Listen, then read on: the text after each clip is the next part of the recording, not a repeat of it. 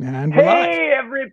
All right. Hey, everybody. Welcome to Drummers Education Connection, DEC. This is episode 26 for us. It's March 23rd, 2021. Time is flying by. And boy, this is really exciting. We've got our great friend, my great brother, Daniel Glass, joining us today. Daniel is an award-winning drummer, author, historian, educator. He's living in New York City now. Daniel is widely known as an authority on the evolution of American popular music. Nobody knows more about the history of drum evolution than Daniel, I'm telling you. And he's a great resource for the drumming community, and we really appreciate it. He's played professionally with one of my favorite bands, Royal Crown Revue, kind of a retro swing band. He's also played with some with big names too, Brian Setzer, Bette Midler. Oh my gosh, with Gene Simmons, that's a whole story and podcast that he did once. And then since 2010, Daniel's been the house drummer at New York's legendary Birdland Jazz Club. So Daniel has done hundreds of clinics, master classes, workshops. That's how we met back, gosh, Daniel, I think 2006 when I hosted you at my studio for some workshops. Daniel has published 5 method books now and 3 DVDs. My personal favorite is The Century Project, which outlines the history of the evolution of the drum set. And we could talk about all of that stuff. So Daniel Glass, there it is, The Century Project. Welcome, Daniel. Thank you for joining us, my friend. Thanks, Rick. God, listening to that introduction, I'm exhausted. It's like just completely, man. I'm tired just hearing it all. But it's awesome to be here. I've been looking forward to this, and amongst 3 highly esteemed drummers and educators, and hopefully Chip will show up. I was gonna say right before, I've known Chip since about 95 or 96. So I've known Chip for a really long time. And I haven't seen him in a while because no one has seen anyone in a while. So, That's right. This is true. This is true. Other than this means. But it's great to be here. And thanks for having me on, man. Oh, man. It's a pleasure. And, we all really met actually through Aquarian. We're all Aquarian drumhead artists. And Roy Burns, I hope you're listening to us now. I'm sure he is. So, Daniel, the Century Project I think it's an essential DVD for every drummer. When I have a new student come in, I always talk about the Century Project and the evolution of the drum set. And you've outlined that in the video so well, the complete evolution of where it started, that it's an American instrument, and how really the evolution of the drum set actually tells the story of American history. And it's super fascinating. I think it's really important, and it rivets drummers right away so they can connect to their instrument. But why do you think knowing history and the evolution of drumming is so important to drummers today? Yeah, I mean, that's a good question, because certainly when I was a younger man and I moved to Los Angeles back in the early 90s, I wanted to be a hotshot studio drummer, session guy, freelance person, and I really could have cared less about the history and evolution of drumming, to be frank. Maybe I would look into, say, Blue Note in the 50s and 60s. But other than that, it had absolutely no relevance in my life. So how did I, over time, become sort of the poster child / spokesman, self-appointed spokesman for the history and evolution of drumming? Yeah. Well, a couple of things. I mean, I did a book with Zorro, our mutual friend Zorro, of course, who everybody knows, great funk and soul drummer. For me, the path, a couple of things happened. In the early 90s, I joined this band, Royal Crown Revue, which you mentioned. And the band was really into playing historical styles of music. So for me, I sort of joined and I was like, okay, this is a cool gig. You know, the band was really happening. There was a lot of interest. There was, you know, played at the Derby every week. Yes, that book. So in the preface to that book, I sort of tell this story. And what I found is that the more that I played in this band, the more I realized like how important these styles of music were. And then wherever we would travel, people would introduce me to this and such guy who actually played with Louis Jordan, or this and such guy who played with Louis Prima, or this guy that played with, you know, Benny Goodman, or this guy who played with Duke Ellington. And I started to meet all these drummers who had actually created this music that we were, if not, you know, we did a lot of covers, but we also wrote a lot of original music, but in the style of or being inspired by. And I really began to have a personal connection to it. And what I realized is like, this was an incredible story that nobody was talking about at all. Nobody was documenting it. Nobody was, you know, these guys were getting older.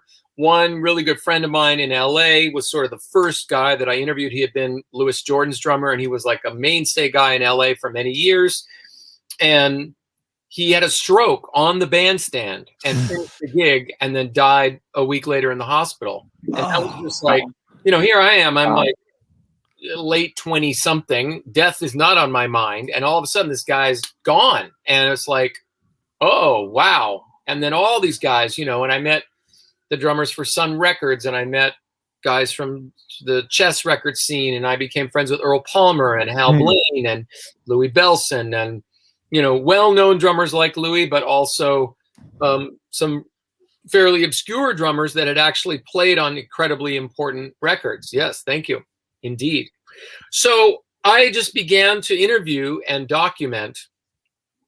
And even before that, one other little factor that plays into this story is that when I got done with music school, I went to a school called the Dick Grove School of Music in LA in 91.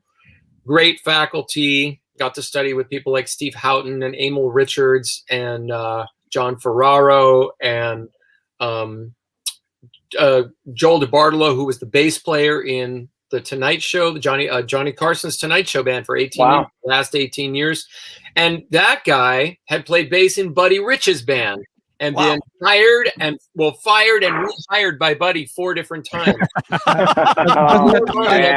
Doesn't that describe everybody in his band? Yeah, I was going to say, how's everybody in the band, right?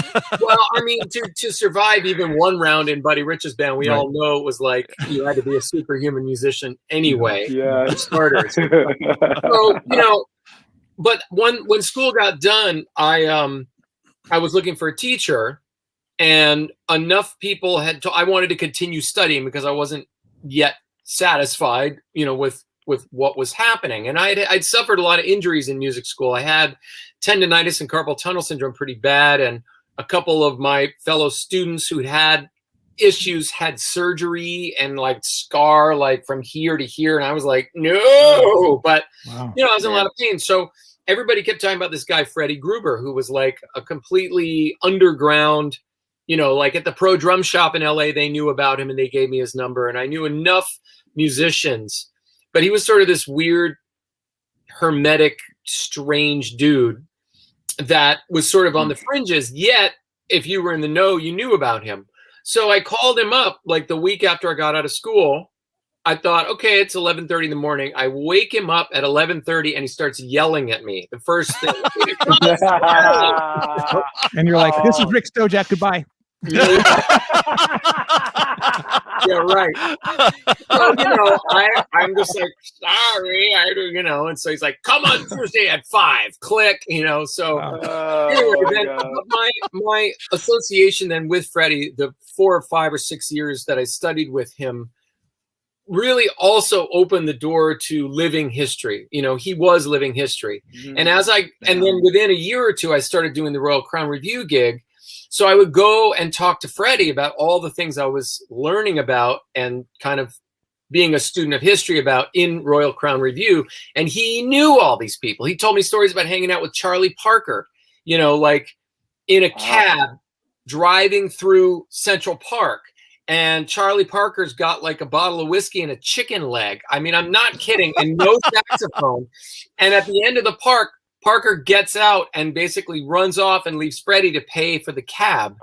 The dude had like, he was a fellow traveler with Philly Joe Jones.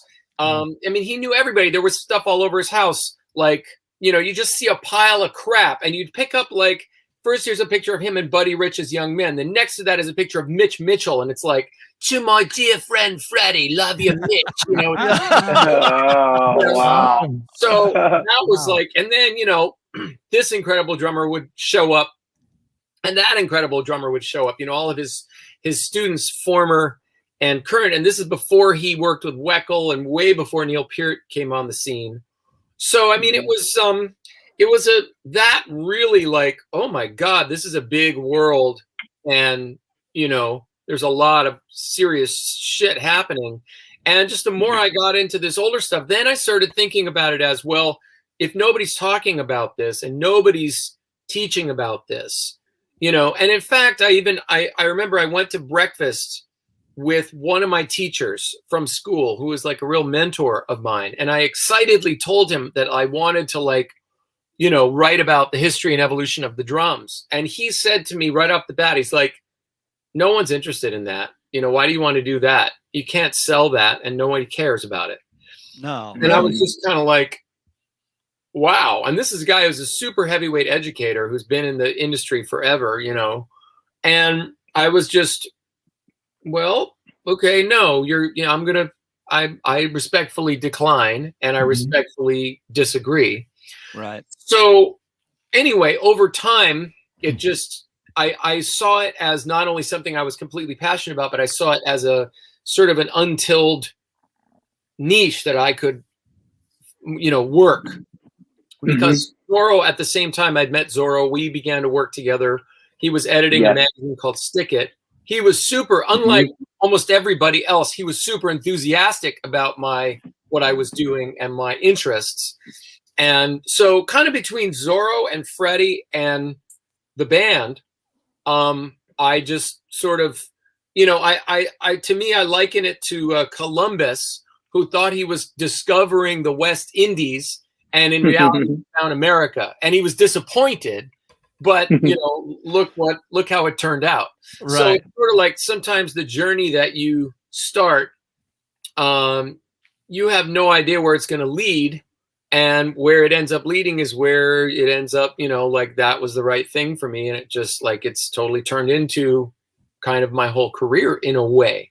It is, yes. That is so cool. Well, it certainly has all of my studies with you, Daniel, and watching the Century Project and really working in the early commandments of R&B drumming. I think it's really helped me connect to make my drumming more authentic. So it's more rooted in history, a little bit more authentic. And I know you've put great detail into that in every aspect of your drumming. I mean, living the part too, the fashion, Royal Crown Revue. I mean, you guys, I know you go to vintage clothing stores and, you really live the part and really got into that. And I think that's really important for drummers to be kind of like authentic to your style, but know where it came from. Well, yeah, I mean, we were really deep students of history, and so we wanted to surround ourselves with all of the, the ephemera. I don't know if that's exactly the right word, but like, just really surround ourselves with everything. We collected every kind of thing you can imagine: jukeboxes, cars, old pulp novels. I have a huge collection of vintage tie bars and cufflinks, and maybe 100 ties, like vintage ties. And, just cool. Yeah. And then and that's kind of where my big collection of vintage drums happened too. So the Century Project, I used, I think, 11 different vintage drum sets from all the different eras I was talking about. And then sat down with John Aldridge, who's kind of the guru of vintage drums. And it ended up turning into a second companion project all about vintage drums, which is called Traps. But I did want to say one other thing, because, a lot of drummers, I think, well, that's fine for him. He's playing that type of music. I don't play that type of music, so why should I care to learn about this stuff? Because the question you asked originally was like, why do you go around screaming and yelling about this. And so, I talk a lot I've been an educator for a long time. I have a lot of private students. One of the projects I'm doing right now is I'm creating a series of online courses. I know a lot of people have been doing that, but it's a sort of my version of that that's very outside the box. A lot of stuff that I originally got from Freddie Gruber, but have brought in all my own sort of historical thinking about why it is that we do the things that we do. And, there's almost not any, that every kind of drummer, I don't care what style you play, can really benefit from understanding more about the evolution of drumming. And a lot of drummers think, well, what do I need to learn about this stuff? But just about everybody's going to encounter a shuffle of some kind or another. Right. And people think, well, there's just one shuffle. There's the shuffle. Right. Obviously, you guys all know couldn't be farther from the truth. The shuffle is a 1,000-headed hydra. And the more we know about shuffles, actually, the more employable that we will be as drummers, if we can really understand many of these things, because there was a 20 or 30-year period where shuffles were king. That was the feel of music.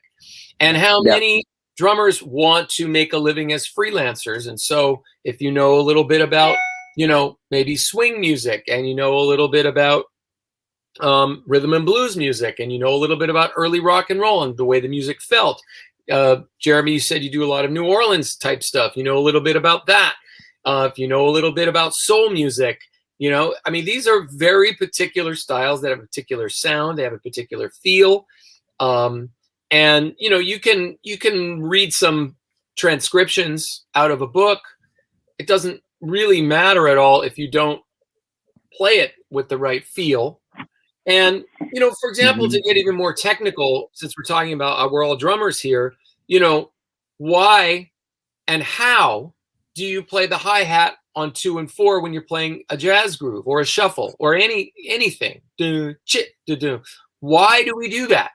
And once we understand why we do that or where that comes from, then we can gain a strategy for physical movement to actually capture the way that the guys did it back in the day. So that if you want to sound like Jimmy Cobb on Kind of Blue, you have to understand why did they play the hi-hat the way that they did? So a lot of times, talking just about jazz now, but this really relates to every style. When I work with my students, we talk about cymbal crashes. We talk about, moving between surfaces. We talk about the 8th note on the hi-hat. And we get into the evolution of these things, because if you haven't paid attention to that, then you're just playing a pattern. I am a big enemy of patterns. I don't like that word. I don't like the fact that so much of drumming education is just teaching people to move their arms and legs in patterns. It's really pretty meaningless, unless you have context about what you're playing. And so if you want to be employable, the more knowledge you have about the why behind the what is what I call it, then it's incumbent upon you to dig into your history just a little bit, And of course, I have all the right materials to help you to do that. You do, man. You totally do. I know the early commandments of R&B drumming. Originally, you wanted that to just be a shuffle book to outline all of the different kinds of shuffles. Yeah, and then it just built from there. Well, the Commandments book essentially is, as an instructional book, it is a book of shuffles. Thank you again. But it's also a historical book, and it also really endeavors to look at basically a 20-year period between, say, the mid to late, we'll say like 1940 to 1960, and to talk about what was popular music like during that time. What were the important styles in terms of that, the pop styles? And because guess what? Chuck Berry shows up during that time. Louis Jordan shows up during that time. Louis Prima shows up during that time. Surf music shows up during that time. Right. You know, lounge music shows up during that time. You know, and rock and roll. Most importantly, Right. rock shows up during that time. Yeah. Right. And so you have, if you play as a freelancer, or if you want to say join a blues band, I mean, it's the blues, rhythm and blues. It's an enormous umbrella term that encompasses so many other things. Like every one of those styles I just said really could fall under the umbrella of the blues. So Yeah. It helps to clarify historically what was going on. And if you think of, say, Muddy Waters, well, that's Chicago blues. If you think of Little Richard, well, that's New Orleans R&B. If you think of B.B. King, well, that's Chicago style blues from Texas, you know. And these are names of repertoire that you're gonna be asked to play. More than likely, a 12/8, you know, a what we call a back shuffle, ding, ja, ding, ja, ding. And if you can just do these things, a flat tire shuffle, most people call it. You might be on a gig, and they might be like flat tire, a 1, 2, 3, and you're just like, what the fuck's he talking about? Well, then you ain't gonna get the blues gig. And I gotta say, as much as people maybe turn their nose up to the blues or they don't want to learn shuffles, there's a lot of blues bands and there's still a lot of blues clubs and blues jams, and people want to hear that music. You know, this is music that's all around us. I just got one plug for this book, because I only got hip to this book a few months ago by my friend Kevin Stevens, who uses it in his course. He teaches at Musicians Institute, and he does a history of New Orleans second line drumming, which is fantastic. And he kept referencing it. It's like, oh, I got to check this out. This book is fantastic. It's not a book of beats. I mean, there's beats in it, but it's a book of history. Really, it's got, you know, that's one of the things I love about it. If you see, there's there's quite a bit of text in it, and it talks about the context for where all these beats came from, musically, historically, who was playing them with what musicians, and then you start to realize, wow, you know, a lot of times, especially now more than ever, I think. People, students, drummers, aspiring drummers consume music in little tiny bits. Let me watch a YouTube video and figure out this lick. Let me learn this new pattern from watching, picking up this book. But it all comes from music that was played as a group, that was entertainment, that was part of cultural history. And, if you take the patterns out of context, then you just got mechanics, and you don't have the feel, you don't have the style, you don't have the emotion that it was played with. So this book is a treasure. I highly recommend it. Thank you, man. Appreciate that. And I was just going to say what's cool is that the book came out in 2009, I think. And so it's 12 years later. It's now selling almost more copies per month than it did when it came out, which is good for you. So that's great. So there's hope for us, guys. Yeah, I mean, it's not like it's breaking the bank or anything, but it's what they call an evergreen product, which means that people are passing the word of mouth. Like the wonderful comments that you just gave, you're going to tell people about it. Other people are going to check it out. Hopefully, some young drummer wants to learn more about the blues or this style or that style. There's a lot of styles talked about in the book. Somebody tells them, hey, you got to check this book out. And that does my heart good, because it truly means that the momentum of people learning about their history and evolution doesn't need me to be there, so to speak. Of course, I'm still going to be there and jump on top of the hills and scream about this stuff and do it in my daily life. But I'll give you a concrete example. I moved to New York. I was in LA. We were talking before we started the program. I lived in LA for 20 years. I had a very successful career there with the band Royal Crown Revue, and as a freelancer, did a lot of stuff. And then I fell in love with my now wife, and she lived in New York. And I decided in 2010 to make the move to New York, which a lot of people were like, you're insane. You have a very successful career. You built this thing up in LA. I owned a house out there and all this kind of stuff. And I sort of felt like, Zorro, had kind of made the same move. He moved to Nashville, even though things were going great for him in LA. He decided to move to Nashville. And he said, to me, he said, Daniel, there are different seasons in a person's life. And sometimes you have to acknowledge that, or you have to, whether it means moving somewhere or changing in your life, that you don't get stuck, that you keep growing and moving. And that really resonated with me. And so I took that to heart, and I moved to New York. And I knew a bunch of musicians here. I had already been in the business for a while, but I didn't certainly walk into any pre-existing anything. Thankfully I had, my girlfriend, now my wife, who had a decent job, so I wasn't going to starve. But at the same time, it was like, I had to get it together and fast. And I heard about this Monday night event at Birdland, which is called Cast Party. You mentioned at the beginning that I've been the house drummer there every Monday night. And this night at Birdland is an open mic night. And I thought, okay, it's an open mic night. I'm new in town. I'll go sit in, but it's Birdland, like one of the greatest jazz clubs in the world. So, okay, I'd never played at Birdland before. And I go down there, and I sat in for one tune, and it was they just have different guests come up. I didn't know anything about this night at all. I didn't know anybody that was involved with it. A friend of mine just suggested I go down and said, let Daniel sit in. He's a good drummer. The first tune was like a super up-tempo samba with this incredible Brazilian female guitar player and singer. And I sat in no pressure. Right. At Birdland. I sat in with the house duo. Mind you, they had no regular drummer. I sat in with the house duo, was a killer piano player, killer bass player. And within 3 seconds, we just went zoom and killed it. And it was awesome. Yeah. Awesome. I just, but the thing was, I had spent time in my life working on my Latin grooves. And I always tell my students, there's no such thing as luck. Luck happens when opportunity meets preparation, And again, it's easy to say that. It's hard to be preparing, but your whole life is preparation for the next things that are going to come up. And you better be ready for them, because this could mean your whole life goes this way or your whole life goes that way. So they were like, oh, that was awesome. Stay up for the next guest. And the next guest was like a Sinatra kind of, Fly Me to the Moon, Irv Kotler, laid back swing groove. Well, guess what? I'd been playing that for a long time. Then another guest comes up. Chip Ritter's in the house. Chip's here. Chip made it.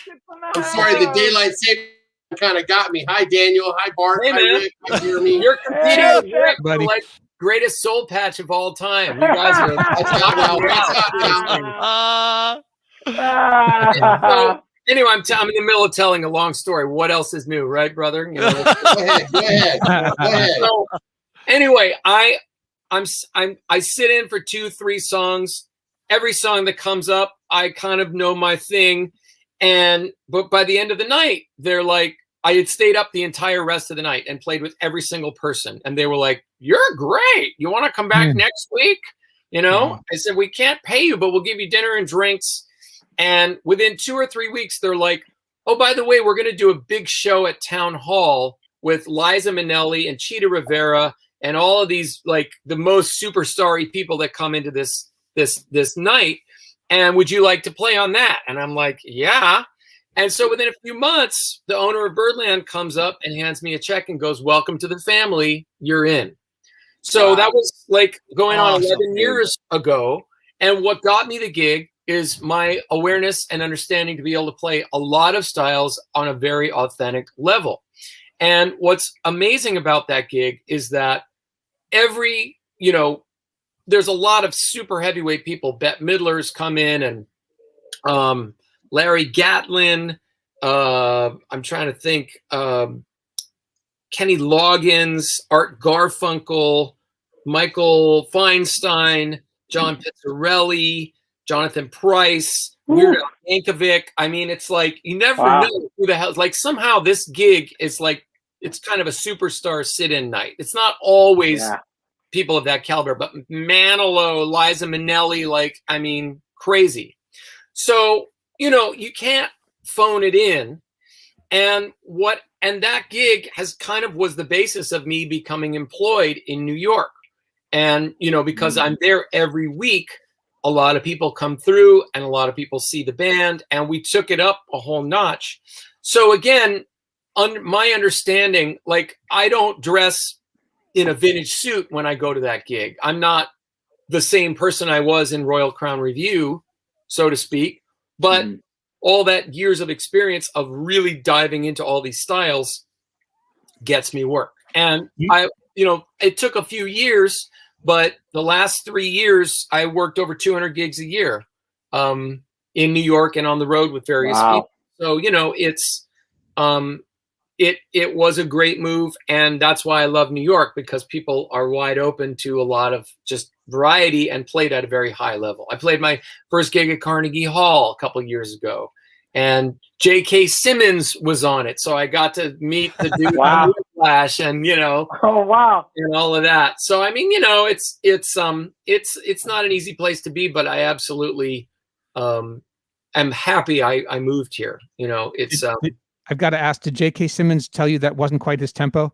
Well, he's actually, I'm sure he's had tons of drummers. I think I said, like, on behalf of all the drummers in the world, I just want to thank you for, kicking some ass or something like that. Classic. He sang a song from West Side Story and destroyed it. I mean, I couldn't believe it. Like, these freaking people here in New York, I mean, this multi-talented, insanity, somebody like him, and he's there to sing. Like, you think he's going to act or he's going to do this or that. No, he's singing, and he fricking destroyed it. So no kidding.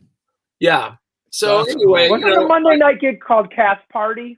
Wasn't it called Cast Party, the Monday night gig? Yeah, it's called Cast Party. It basically started as a place where the Broadway people would go on their dark night, right? Because used to be Monday was the dark night for all the Broadway shows. Now the dark nights vary. So we get a lot of like very high level Broadway people who come in, and there's a huge cabaret scene here in New York, which thankfully, it's a whole other scene and a style in essence. A lot of Great American Songbook type stuff, but people do all kinds of things. People will do like a night of Tom Waits or a night of Leonard Cohen, but they do it like in a piano trio setting. So I get to work with a lot of really incredible people in that scene. And, as a result, I'm just thankful.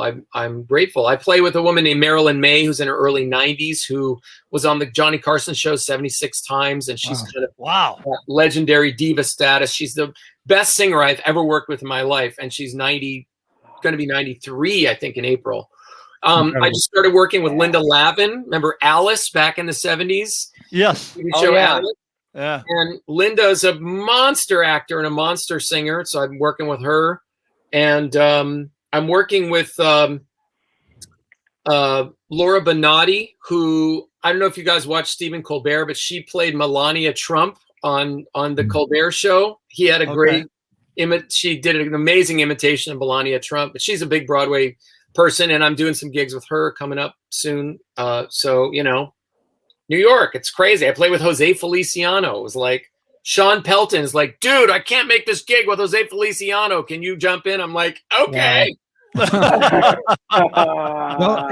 this is all just a testament to your work ethic and your preparation. Like you said, you make your own luck happen by being prepared, and then opportunity knocks and you're available to take advantage of it. Yeah. And awesome. It doesn't, of course, doesn't always happen, but it's, you guys all know it's like life for us working drummers, for us educators, it is what you make it, and you can't really ever rest on whatever laurels we may have. We all have laurels. We all have, a track record, and how you paying the rent next month? Yeah, exactly. Ending thing, but here we are. I mean, we're all survivors. Yeah.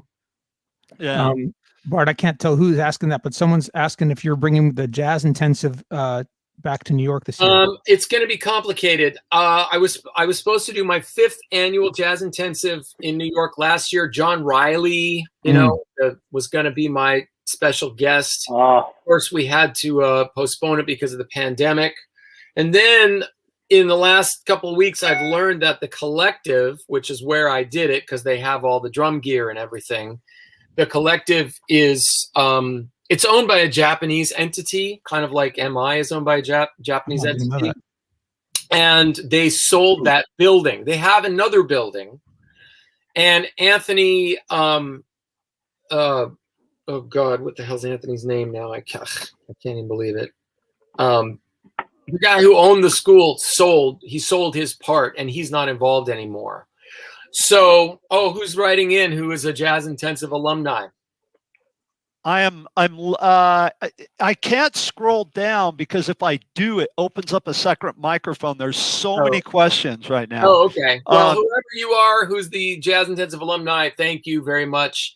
Yeah, I mean, it's a great experience. So I have to look into it. I don't know if I'm going to get it together for June because it's already almost April, and it takes a huge amount of effort to get it going. And I just don't know if people are going to be wanting to travel yet. So we may have to push it one more year. But I would like to keep doing it because it's a fantastic experience. It's an immersive New York experience. And we did it for 4 years. I had Carl Allen. I had Kenny Washington. I had Pelton came almost every year. Billy Ward, who's a monster jazz drummer. Yeah. He's crazy. And I mean, so I had great special guests. Every year we would do a concert with my trio. And then we would have 4 days and nights of just super intensive teaching. Every night we'd go out and do some different activity. Jacob Sosa. Sosa. That was Jacob Sosa. Jacob did the online intensive. This year I did an online jazz intensive. And so maybe what I'll do is I'll do another online intensive. That was really cool. I didn't know if I could do it in an online setting. Obviously, we couldn't have a lot of the bells and whistles and people couldn't come to New York. But we ended up on pretty short notice getting 8 people who were in Israel, Japan, Germany, the U.S. I mean, it was an amazing collection. And it was the craziest time zone situation because the guy in Israel was coming on at like midnight. And the guy in Japan was coming on at 4 a.m. Yeah. And everybody else was in between. So, and then the people in like California were coming on at like 10 a.m. of the day before the guy from Japan. So, anyway, it was, it's a great opportunity to be in New York and work on jazz. Now, one thing that is, I pray to the Lord, going to happen. Last October, I was going to do my very first European jazz intensive. And I was working with a guy named Falco Ikai, who has this school in Germany. And that we had about 11 or 12 people signed up. That was going to happen in April. And then COVID happened in March. And so we had to postpone. At first, we were going to postpone to October. And then we realized, okay, we really got to postpone. So we postponed to October 21. So we have till October of this year to get the world vaccinated. But that hopefully will go forward. I'm taking my trio out there with me. And we're going to do the whole thing in this little German town called Osthofen.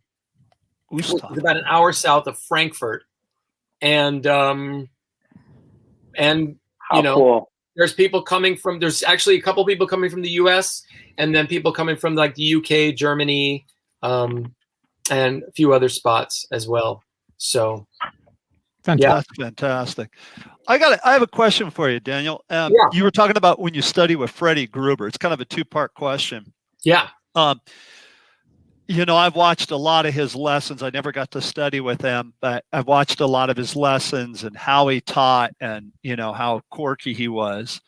What was right? What was the thing that you learned from him? And then the second part to the question was, I watched an interview that you did. I watched it last week. It was on a Russian drum channel thing. Oh yeah. Yeah. It was a great interview. Thanks. And you said something in there about how, you tried to master one thing and own that. So this is the second part to that question. What is the one thing that you feel like you've mastered and you really own that's just like yours and I got this? I just have to close the door because there's noise coming from outside. Give me one second. Worries. It is New York City after all. Right, exactly. Yeah, it's actually surprisingly, usually there's like sirens going by, fire engines. When I first moved to California, I couldn't sleep because it was too quiet. Because you came from New York. Yeah. I grew up in Manhattan. Yeah. Exactly. So where garbage trucks at 3 a.m. to get. It's crazy. Actually, with the pandemic, the city has been too quiet. It's been weird. But, things are perking up again. Everything's the engine is starting to rev up again, I think. So cool. Bart, to answer your question, it's a big question. What did I learn from Freddie Gruber? I mean, I think what Freddie understood so well, and what he did was he would reverse engineer what drummers were doing, and he would get to the core of motion. And that's really what I took away from my experience with him. And that's what I teach to my students today, what I'm going to be doing. I mentioned I'm about to shoot some online courses. Right. My philosophy as a teacher is, and this will probably end up on my tombstone because I say it so much, is that it's all about the up. It's all about the up. And no matter what, the more I teach and the more I live by this philosophy in my teaching, which I call deliberate practice. And that term is bandied about. But the idea that really what Freddie would do is he would reverse engineer a motion. He would break it into pieces and start with the simplest piece and just get you to move your body in particular ways. And I've even taken that further. A lot of what I do is I start without any sticks at all. And I just have things where people throw their arms up and let them drop, and all kinds of different ways of doing that. Arms and legs, feet, hands, and just try to feel that the weight of your arms and gravity, or the weight of your leg, offers an incredible amount of downward force, like ridiculous. So if you consider the up and let the down happen, first of all, you're going to work a lot less. Second of all, you're going to realize that you can get a huge sound out of your drums and cymbals simply by using the weight of your limbs and gravity. And, third, you're going to find a pocket the likes of which you have never found before, whether you're playing jazz or rock.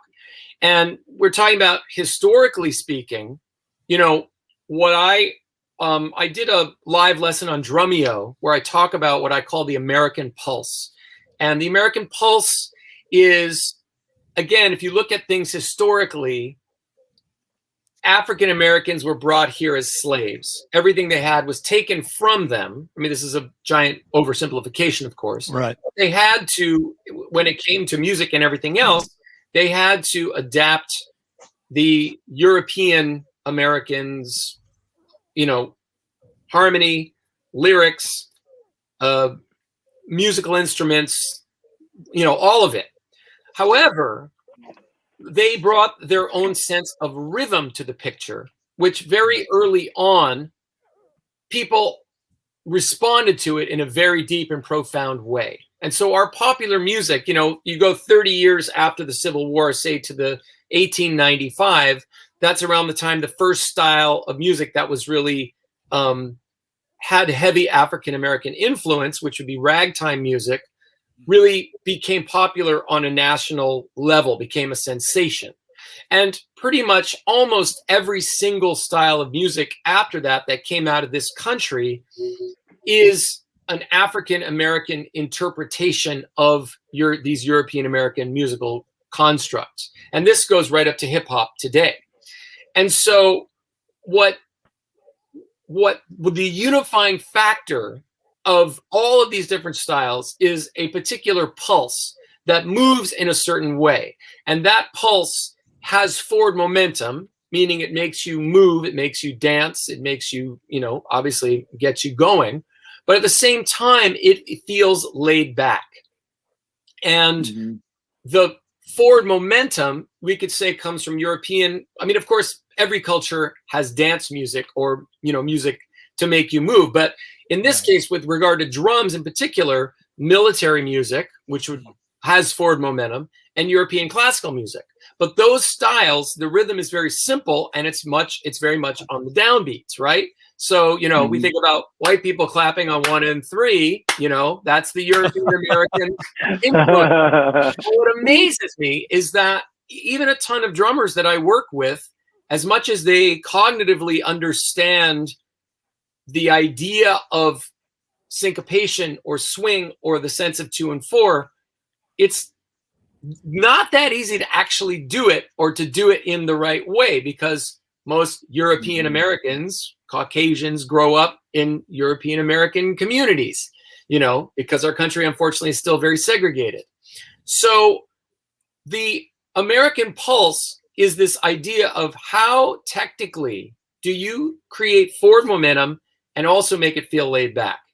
And I would say that if you want something that I've mastered, quote unquote, it's that idea and how to apply that idea in jazz, in rock, in New Orleans music, in funk, in soul, in hip hop, in metal, this idea of this pulse. And this pulse is so important that, you know, American styles of music continue to become the world's popular music. You know, if you think about K-pop, right? I mean, whatever is fashionable or trendy or coming out of America or the newest style often becomes the pop of many, many countries around the world. Now, it goes both ways, of course, but it's, you can trace that pathway, and that's a huge piece of the puzzle that I teach about, is getting students to understand that, because that is what gets us hired, you know? The feeling of how we move the music along, that is what gets us hired. That is beyond the patterns. Like when I teach, I don't really teach styles at the beginning anyway. If somebody wants to come to me and really work on the technical aspects of things, we talk about music, we play along with music, but it's more to feel this concept of pulse. So I give them, you know, a jazz thing to work on, a rock thing to work on, a shuffle thing to work on, and try to, at first, number one, get people to feel this pulse. Once you can really start to feel this pulse, then you can begin to even think about adding other things on top of it. But on the flip side, if you can feel the shit out of this pulse, then people are going to hire you, even if you have no chops whatsoever to speak of. Why? Because the vast majority of musicians and the vast majority of music listeners only care about one thing. They want the music to feel good so they can move. And the better and deeper you are into that pulse, where you can, you know, what makes Steve Gadd so good?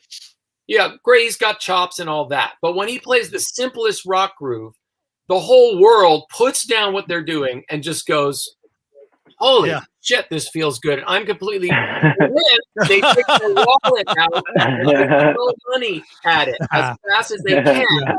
I always want to hire him, right? So this is it. You know, this is 99.9% of what our life is and should be as drummers. I don't care what style of music it is. But unfortunately, most drummers and most, you know, when we start, we learn something simple, and then the next minute it's like, well, let's add this. Now let's add this. Now let's add this. Now let's add this. And pretty soon we could do a lot of stuff. But if it doesn't move people, if it doesn't grab people and take them from point A to point B without a single hiccup, without a single speed bump, where they are just like completely enraptured with what we're doing the whole time, we're not going to be as employable. So, I mean, that's really my pitch, you know? Wow, I'm sold, man. Where do I sign up? I want to buy really. Well, how much money where do I send the check? I'm launching my first online course in a few months, and it's really going to deal with these concepts. Basically, what I'm going to do, and it seems a bit audacious, but I'm literally going to take the first beat that everyone learns in their first lesson, doom, step, and we're going to take an entire course and reconfigure that beat in a completely different way. Wow. I've done this with a lot of my students. And, you know, what's cool also about the pandemic is that, I mean, I've been teaching online for about 9 years now. So I had a little jump on it. And I just because I moved to New York, and it it was hard to get students in the city, and I didn't like people tromping into a 1-bedroom apartment, you know.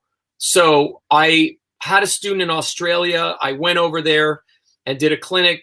And when I came back, he's like, well, I'd love to do more lessons with you. And so I just, okay, do you have Skype? I mean, I didn't know really what I was doing. And I don't have a fancy setup, a rig or anything.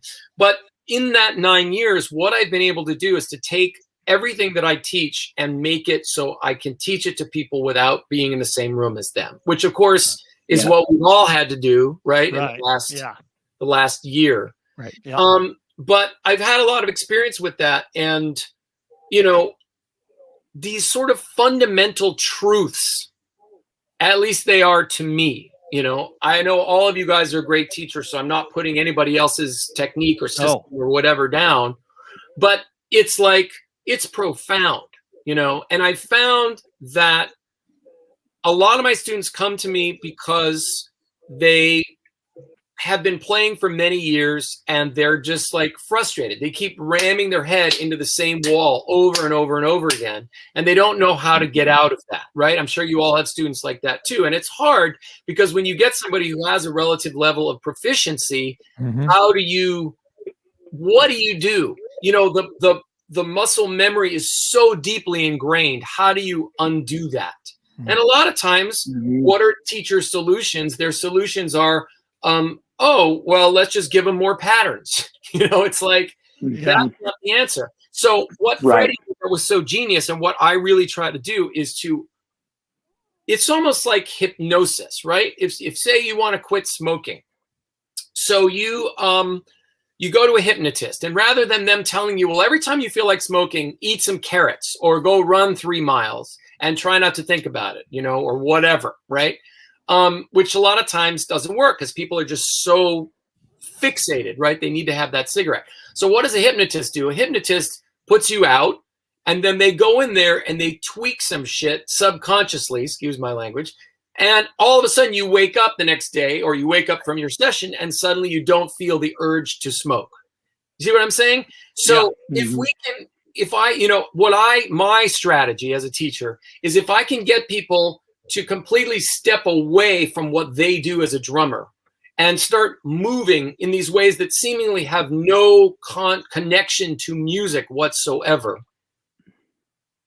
you can make some change at the cellular level without them trying to do what they do differently. They're just doing stuff. I don't know, I'm doing this weird motion. And I always tell them, right now you're living in 2 worlds. This is you as a drummer, just go drum. But this is you as a student. Don't do anything but this, and just do this a lot. And usually within a short period of time, they come in. I was at band practice yesterday, and everybody's like, dude, what happened to your groove, man? You know, it's like, you know, so that's sort of the idea. And eventually, you know, another analogy, sorry, I'm talking so much, but Rick. No, this is incredible. I'm going to steal all of this, by the way, later today. I'm stealing all of this. I'm completely throwing everything out the window, and I'm stealing all of your stuff. Yeah, I mean, that's why I have 50 students, because I did that. Yeah, right. I know, Rick, you're on fire, man. You've always been on fire. So, like, what is the difference between Steve Gadd when he goes and everybody else when they do that beat? It's a simple beat. So what, you know, why does a Ferrari cost $350,000 and a Ford cost $35,000? Like, they both get you from A to Z or A to B. So what is the difference? And that's what I'm trying to figure out. You know, that's the pitch that I make to my students, is that we're going to build a Ferrari, but you know, it doesn't happen overnight, and it takes time. And so, you know, this idea of deliberate practice is reverse engineering motion, breaking it down, and then mastering simple steps. So I think in that Russia interview, Bart, you were talking about, the idea, and I learned this, by the way, from a fantastic book, which I'm sure some of you have read, called Effortless Mastery. Have you heard? Oh, yeah. Great book. Kenny Werner. Yeah. Great book. Jeremy's got it. I'm sure he's pulling them all there out. It is. There it is. That book profoundly affected me.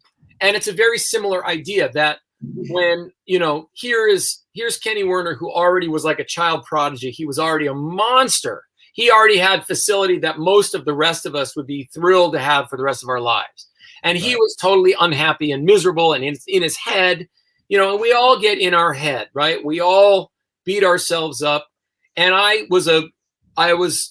felt like a big self-beater-upper, And I mean, it was really like it had hung over me. It was like a giant monkey on my back. I was just always so down on myself. No matter what I did, I hated it and was so critical and, all this kind of stuff. And what Kenny Werner's book, what he said is he started with one note, Right. And it's like, one note? What the F is he talking about? He just went back to one note and began to play it until he didn't think about it anymore, until it was just like effortless mastery, Yeah. And from that, he redeveloped his entire way of thinking about piano and playing. But it was it's a process that you got to put in the work, as simple as these exercises are, they're actually incredibly precise and exacting. One of the things he talks about in that book too that really resonated with me, that's right in line with what you're saying, is trying to reach a place where you can feel like every note that you play, in our case, every stroke that you make, is the most beautiful sound you've ever heard. And that sounds corny, and I'm sure a lot of people are like, what a load of crap, right? But what a liberating place to arrive at if you can really get there. And I saw him. He came out here to Berkeley and did a couple of live clinics when he was going around touring about his book. And one of my friend, he actually went up to Banff, Canada, in British Columbia or Canada, to take his class in person. And he said one of the things they worked on was just holding your instrument, and that was it. Just how do you feel? What happens to your body when you sit down at the drums, when you pick up your guitar? And working on that kind of awareness of that moment and changing just how you stood, how you held the instrument, how you came across, how you felt internally, what you were thinking when you picked up the instrument. Because, if you're already in that bad headspace, like, oh man, I'm going to suck, I'm worried about how I'm going to sound, you're done for on a certain level. On a certain level. Yeah. That's one of the things that, and correct me if I'm wrong, Daniel, but isn't that one of the things that Gruber talked about, like with traditional grip, like, cradling your stick, and how is that one of the things that he talked about a lot?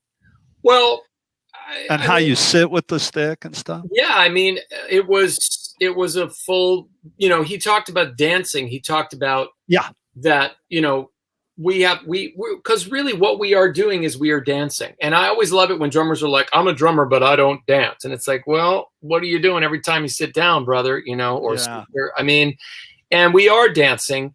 And he talked about how, and it was hard. A lot of the things, it took me a while to register, because as you all know, you've watched Freddie Gruber clips. He really does speak in riddles, and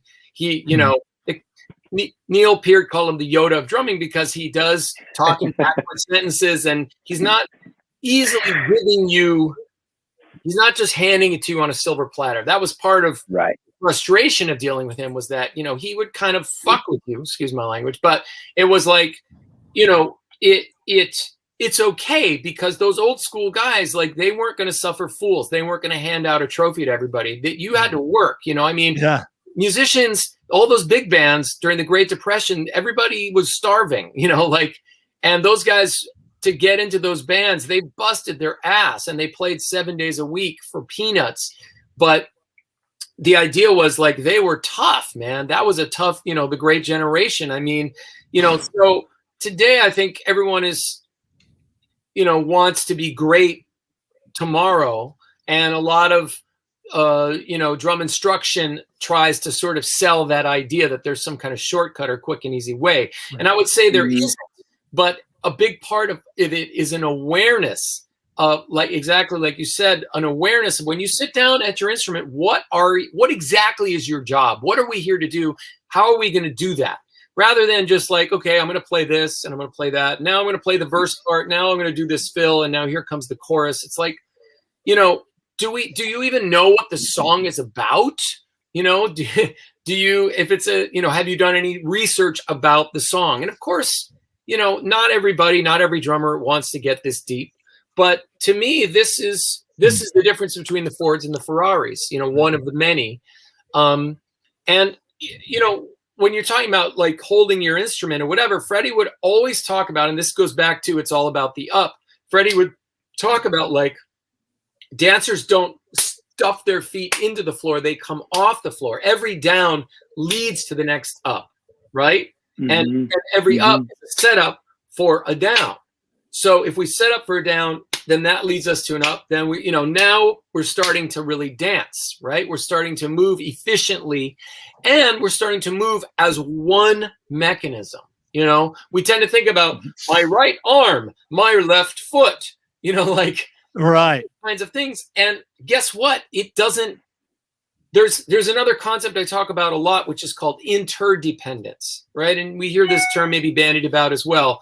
Of course, we all know what independence is, but interdependence is, the idea is like, if you're going to play one on your bass drum and one on your hi-hat, you have to frickin' think about how those two are going to set up and come down together.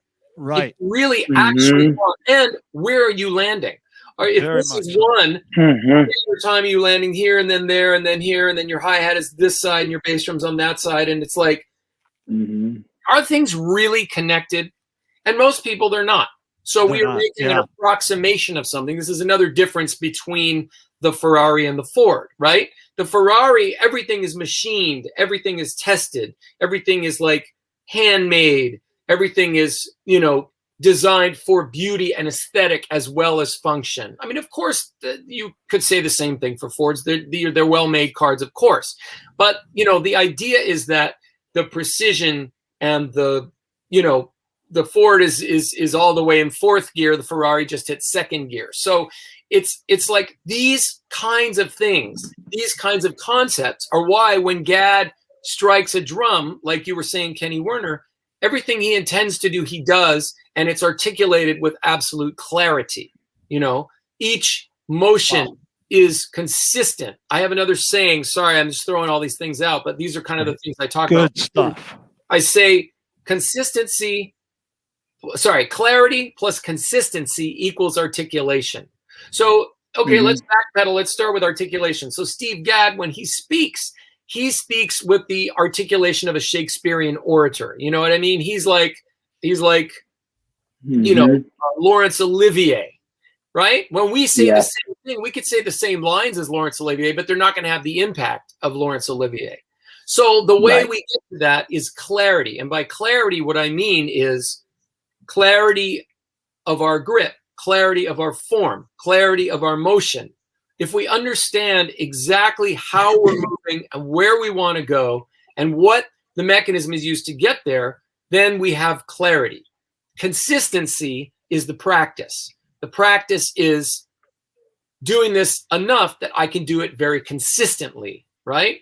And then articulation is what comes out at the end. So if I have clarity and consistency in what I'm doing, if I have an understanding and awareness of context, then what comes out at the end, everybody understands what I'm trying to say, right? We've all had that experience where we, you know, I'm gonna record myself with the band today, or I'm gonna go in the studio today, and you play this fill, and you're like, damn, I nailed that, right? And then you go back and listen to it, and it's you're like, it sounds like you have cotton in your hands, you know? And you're like, I don't get it. I thought I played that fill really well, but it didn't translate, it didn't articulate, right? So, you know, just over the years, starting with Freddie, then teaching this a lot to students, then in my own experience as a player of having that happen, God knows how many times, and trying to be like, what do I need to do to get this to speak? What you were saying about the instrument, every note is like delicious. Every note is what was the words you used? To play as if every note is the most beautiful sound you've ever heard. Right. So to translate that, once we get working on one surface, the pad, then we begin to move to other surfaces. And the idea is we literally set up and just let the arm fall, say on the floor tom, or fall on the rack tom, or drop onto a crash cymbal. And what I'm looking for, and what students realize, is that if the drum is tuned decently, if you just let your arm fall, the drum will sing incredibly well. You don't need to do anything more than let your arm drop. And of course, the way you let your arm drop is the setup, you know, the up, right, leading to the down, the up leading to the drop into the crash. And what students realize, they've been crashing cymbals their whole lives, is that if they really think about this process and just let the arm fall through the cymbal, it's what I call a beautiful explosion, you know, which is along the lines of the Kenny Werner stuff. And so you begin to set up and just use your arms and go from place to place and fall through stuff and let your legs drop into your drum. Same thing with the bass drum, just lifting the leg and letting it fall, but doing it in a particular way. The stuff starts to really sing, resonate, do what it's supposed to do what a drum is designed to do. I never ever in my life have understood the idea of, well, let's make a drum, let's design it on a frickin' computer. Nowadays, the technology is so great. Let's get it perfect. And now let's stuff it full of shit so that it's like, right. I don't get it. Yeah, I'm with you on that, brother. You know? Or like, let's put a plastic disc on it so that, and then bury the beater. Like, why have a drum? You know, Right. and I mean, I guess like the blast beat guys, like, why do they have drums? I mean, their goal is to get a very clicky sound, so that's cool. But if you're gonna go play singer-songwriter music, if you're gonna play, you're gonna play jazz, if you're gonna play 60s classic rock or 70s classic rock, you're barking up the wrong tree, you know, in terms of that. Right. If you want to sound like John Bonham, he didn't have anything in his drum. He was trying to imitate Gene Krupa, you know what I mean? Right. I mean, that was his idol. And the way he hit the drums, it sounded pretty fantastic, if you ask me. So, you know, he hit him pretty well. He got a good sound out of his drums. Yeah. And, like when the levee breaks, 3 microphones. And listen to that fucking drum sound. Yep. So, amazing. Of course, time moves forward and different music needs different sounds and that kind of stuff. But I guarantee you most drummers still are playing styles of music that if you can get a great sound, it's important. It's a big, important part of what the drummer in that style does. And if you can get that sound by letting your arms and legs fall and drop and fall through things, it's going to make your life so much easier, and it's going to give that beautiful explosion that you're looking for.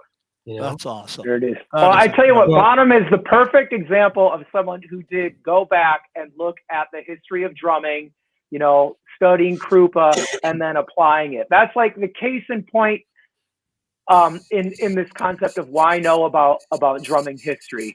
And I tell you what, Daniel, the best thing that I ever did in my drumming career was to start hosting you back about 2006 and have you come to my drum studio. It inspired my students. It inspired me. I learned so much. And then our studying that we did online.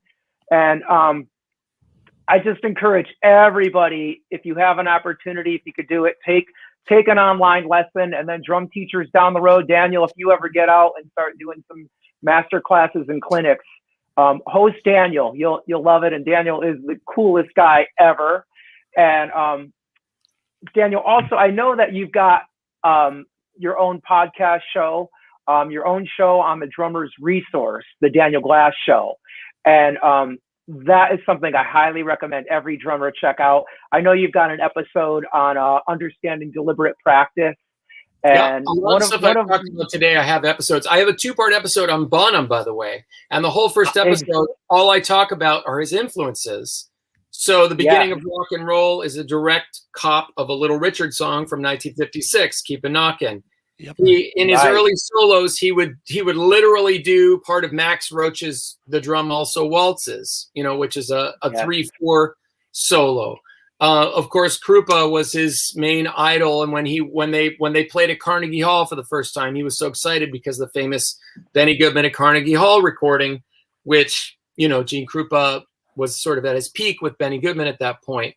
And there's just so, you know, Bonham is a great example of understanding your history. And then later on in Led Zeppelin's career, he was playing reggae music and he was playing disco music and he was, you know, And he played the Purdy Shuffle. I mean, he was listening. Totally played the Purdy Shuffle. Yeah, he played the hell out of the Purdy Shuffle. You know, you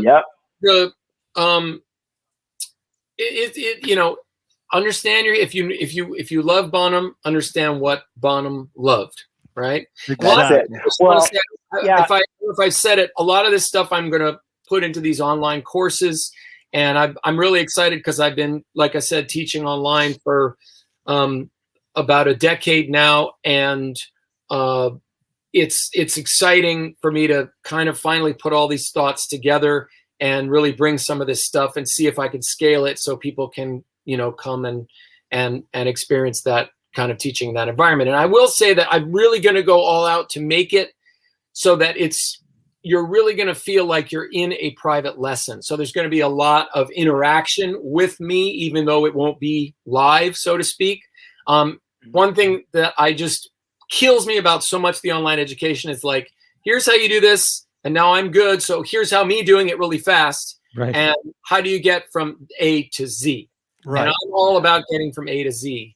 I mean, that's for me, that's like where the student really benefits.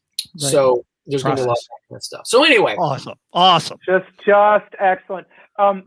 We've just got to have you back, my friend. You're welcome back anytime. One of your podcasts on the Daniel Glass Show on Drummers Resource is called Keep Calm and Learn to Love Jazz. And that is a gem. I love almost that name. Every student who comes in really doesn't understand jazz, and you outline it in that podcast so well. And you're welcome back anytime if you'd like to talk about that. Yeah, we didn't even really join you. Jazz.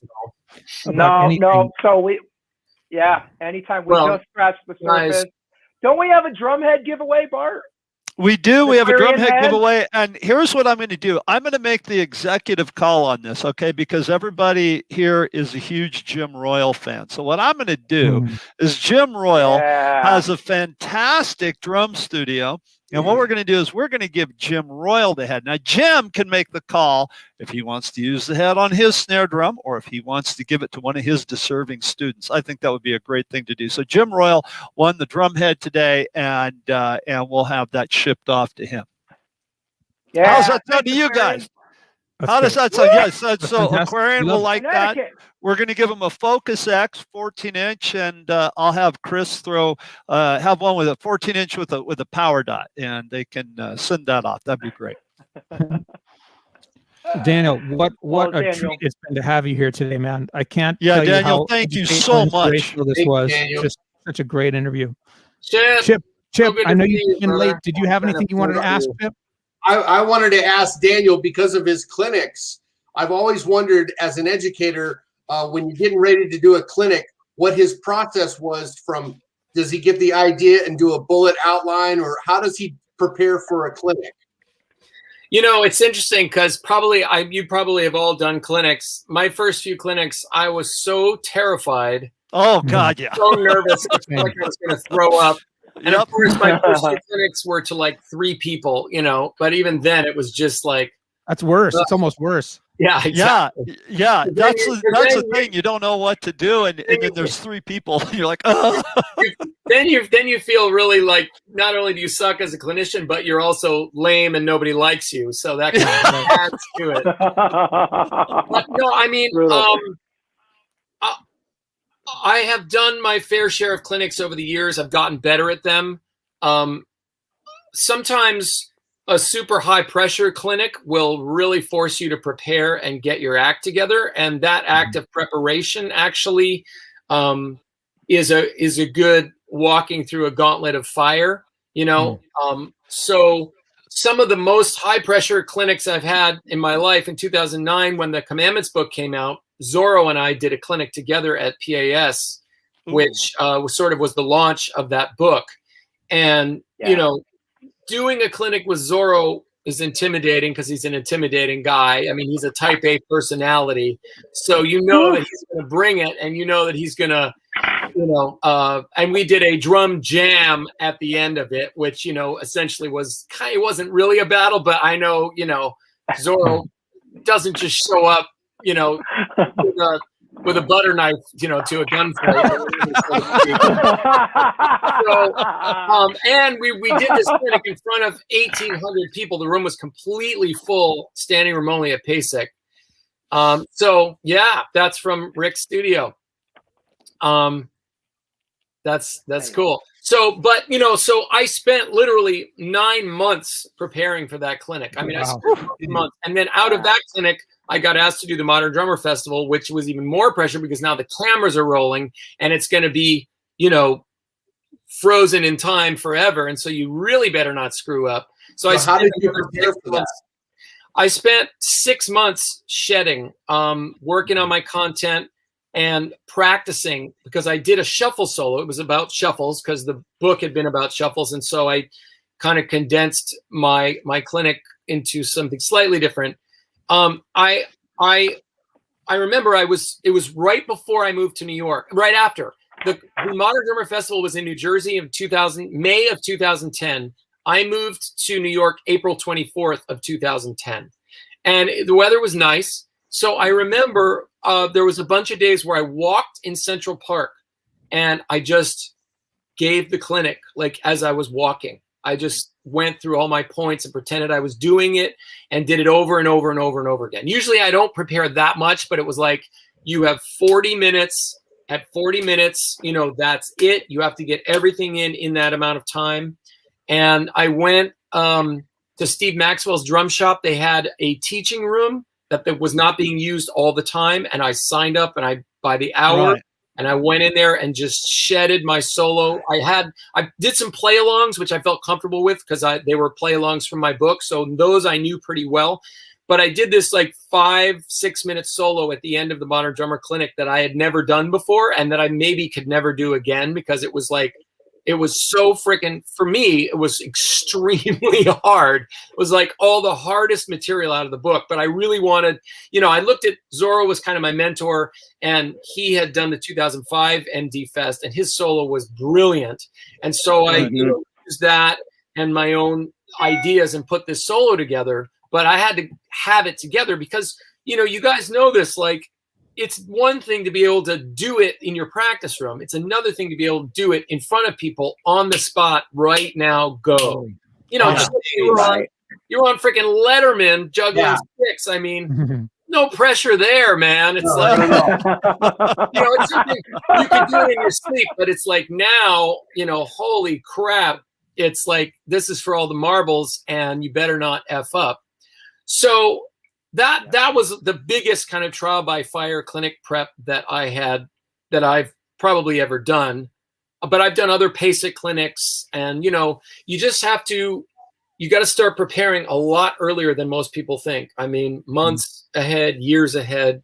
Working on this online course stuff, it's the same thing. It's like the cameras are going to be rolling, the click's going to be on, and there's no time for me to kind of figure it out. I'm going to be shooting, because I live in New York. I'm not like, some of you probably have your own home set up and you've got it all wired up and you just turn one button and the whole thing turns on. I'm in a little tiny apartment.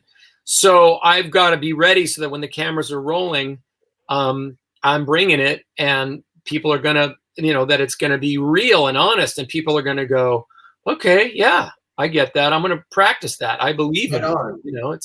It's not easy, but all of you know what I'm talking about. So, that's sort of a short answer. Yeah. Thank you, Daniel. Great question. Great answer. Yeah. Well, Great Daniel, answer. Thank you so much for being on with us, man. Thank you so much. It was a great pleasure. And we look forward to having you back in the future. Yeah. And thanks for sharing all your knowledge and all that you're doing for the drum community. And thanks to Aquarian for that head giveaway. Thank you, Aquarian.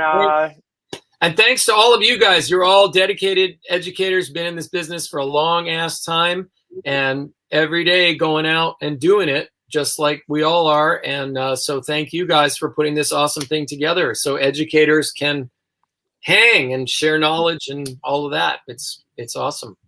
Thank you. This has been wonderful. And Daniel, it has been a real pleasure having you on. And thank you so much, man. This has just been great. This has been really cool. It's nice to finally meet you. I know, you too. Yeah. I've been seeing your name since the beginning of time, man. I mean, well, it's because I've been playing drum. That's because I've been playing the drums since the beginning of time. I taught Moses. Moses, you didn't know. Moses had chops, man. I showed it. Yeah. That's how old I am. Excellent. I hear that. I feel that. Yeah, exactly. I tape them together and I use them as a crutch now, like that. Exactly. Well, I'm gonna get to that point where it's like Tommy Lee, when Motley Crue was at their absolute peak and they were completely messed up, and he literally would tape the sticks to his hands. Yeah, I've heard that. And just because his carpal tunnel was so bad, and he would just wag his arms around, and that's how man, it's all about the up. Oh man, exactly. Oh my gosh. All right, well, all right, guys. Watching. Before we head out, just a quick reminder that next week, our show, we're going to have part 2 of our roundtable discussion about playing for the song. We're going to be talking about, last time we talked about touch and feel and groove and pocket. And this time we're going to be talking about the sounds that we get out of our drums. We're going to talk about heads and cymbal choices and sticks and implements and brushes and dampeners and all the things we do to really make the instruments sound the right way for the song. So that'll be a fun roundtable next week. Daniel, thanks again for coming. Thank you, Daniel. Thank you, guys. Thanks, Daniel. Be well. Thanks, buddy. Take care, everybody.